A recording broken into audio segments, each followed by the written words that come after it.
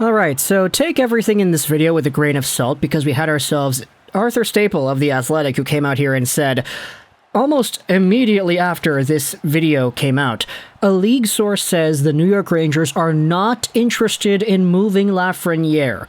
The reason why I'm still making this video, though, is because this tweet is in response to a David Pagnotta hit on his own website that pretty much says the opposite. So, yeah, let's talk about Lafreniere, what Pagnotta said about the Rangers willing to trade him, and all the other stuff in between. So, let's get into it.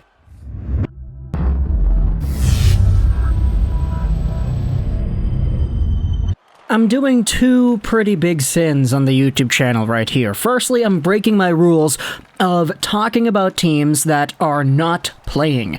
This team, they're playing. They're playing in about 2 hours from now. So, yeah, I'm kind of going to get the viewer base disparaged between the actual game and this video because, you know, people go out there and they prefer to watch the actual games and commentary videos of somebody talking about the teams that play in those games. Second sin I'm committing right here. I'm gonna piss a lot of people off with this video, but you know what?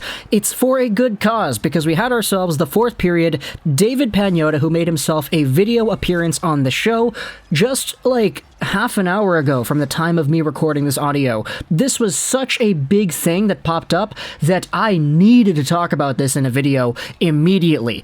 Let's go over onto his Twitter account and go over the video here. Patrick Kane has told teammates on the Blackhawks that he does not want to move right now. The New York Rangers are willing to trade Alexis Lafreniere in a big move, and the Predators, Stars, and Jets are active. Now, holy crap, when I saw this pop up on my timeline, I was like, wait, that second part right there. The Rangers and Lafreniere? No way. Are you kidding me, David?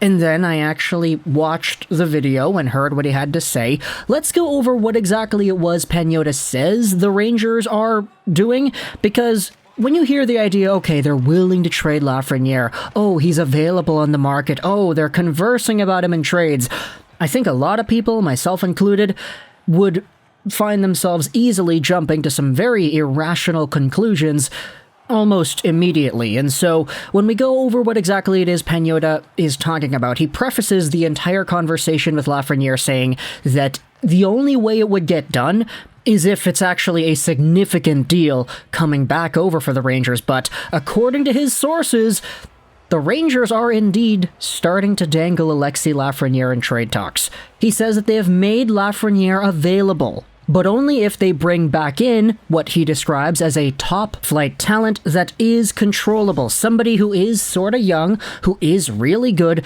and who has long-term on their contract. That was a pretty big thing that Pagnotta was highlighting as a requirement for a Lafreniere trade to go down. The Rangers need to make sure the player they're getting in return is going to be good enough to justify getting traded for Lafreniere, is going to be signed on long enough to justify trading away the future of a Lafreniere, and who's going to be signed to a pretty good cap hit. He actually stressed that as well. They're not just going to trade away for anybody under the sun who happens to be a good player. They've also got to be making good money for the team that they're on. They also got to have that money for a while. So this eliminates the entire idea of the Rangers going out there and trading Lafreniere in a trade for a rental. You're not going to see any Claude Giroux deals go out there for the Rangers because, you know, guys that are expiring this season are not going to be on the Rangers' target board when it comes to this Lafreniere conversation. But my interests are indeed piqued when you think about who the Rangers could be looking at instead. Pagnotta mentions that cap hit thing. Oh, they have to have a sizable amount of term on the length of their contract remaining, right? Methinks, is JT Miller in that conversation? Like, I know he's got 1 year left. 1 year is not a lot of years, but it's still 1 year. He's pretty good right now, and he's making under $6 million. I think it's a pretty good cap hit. And I get it, you know, the Rangers were dangling a whole bunch of other garbage for JT Miller that didn't really accumulate to much, and I said that in the previous video. Okay, Niels Longfist and another prospect like Will Coyle. No disrespect to those two guys, it's just the caliber of talent that somebody like a JT Miller is pretty gosh darn good. You also had the conversations that people are talking about, okay, Patrick Kane is there too. Maybe if the Chicago Blackhawks are willing to retain salary because they're going to be rebuilding, you might be able to see something like that. Of course, this same video goes over how Patrick Kane is not ready to move on from the Blackhawks just yet, so it's kind of unlikely that that's going to go down anytime soon. But I also wanted to talk about, aside from the potential returns, what forwards you could go out there and get if you're the New York Rangers, but I also wanted to talk about the fans, because I said at the beginning of this video that a lot of Rangers fans are going to be pissed off because I made this thing. And, I could totally understand why.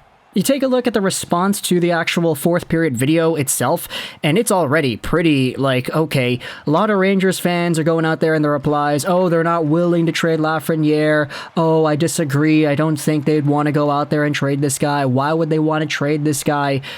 I mean, Pagnotta's just a guy who's got NHL insider sources who's getting told that the Rangers would be willing to move him if it allows them to get a good player who's got term and who isn't significantly old. But a lot of those qualifications are not really, fulfillable. Is that even a word? I don't think it is. Fulfillable? Easy to fulfill. How many players out there are in the NHL that you would think are pretty young, let's say 25 to 26, 27 years old, maybe even younger if you want to say that. Players that are that young, that are signed to an extended amount of term, that is on a good term deal, and that are of the caliber of a player that you could argue could be worth an Alexis Lafreniere in a trade.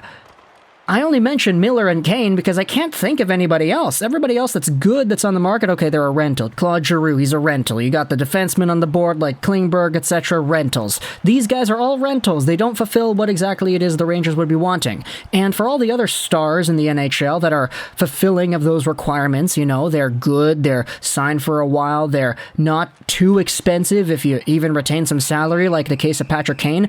How many of these guys are actually on the market in general? Was it just JT Miller? I mean, Brandon Hagel is good, but Brandon Hagel was not that guy, and besides, he's already traded. So, how many players are actually out there on the market that would fulfill the Rangers and their asking price?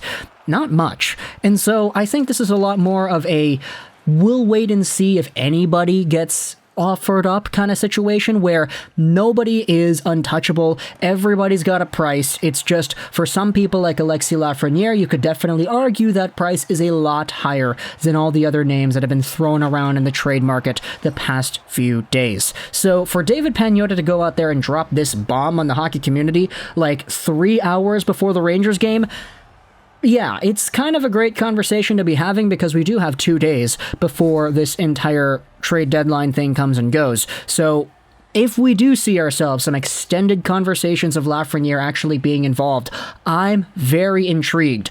I said on Twitter right after the tweet was made here, okay, Lafreniere, book it, Jim. Come on, let's go. And I was kind of being facetious by saying that. I was kind of just joking around, ironically, like I usually do on Twitter. But there is a part of me that discusses the idea, okay, JT Miller might get himself a contract that's $8-9 million a year because he's so good, and Tomas Hertl just got 8. And according to JT Miller's agent, there might be a lot of money in the next deal for Miller. So, I don't know, is 1 year enough of a cap length to justify a trade of this magnitude? I would probably say not, but you never know until you ask, right? So let me know in the comments all your thoughts if you're a New York Rangers fan. Firstly, how much did this video piss you off? Because I know there are so many people that still believe in Lafreniere and that still want to see him do more things in a bigger role with this team because he's already been playing pretty well. It's just you can't force a player like Lafreniere into the bottom of your lineup and expect him to develop properly. You need to be giving this guy minutes. You need to be giving this guy opportunity. We'd been seeing the previous, 2 weeks. He's starting to score more goals and get power play markers and everything. Sure, Cole Caulfield might have more points than him this season, but that's besides the point. There are indeed more years to go. He's only 20, and the best years of his career are far ahead of him. So, talk to me in the comments what do you think about the idea of a Lafreniere trade. Who exactly fulfills this Rangers asking price of a bona fide player with term that is young and that is superstar enough to justify a Lafreniere trade? Is there anybody in the NHL that you think could actually go in a trade like this? Because I'm only thinking about 2 names, and JT Miller doesn't really have term. Patrick Kane doesn't really have the contract being good enough, so you'd have to retain salary there. Let me know in the comments all your thoughts. I hope you enjoyed this video, and bye.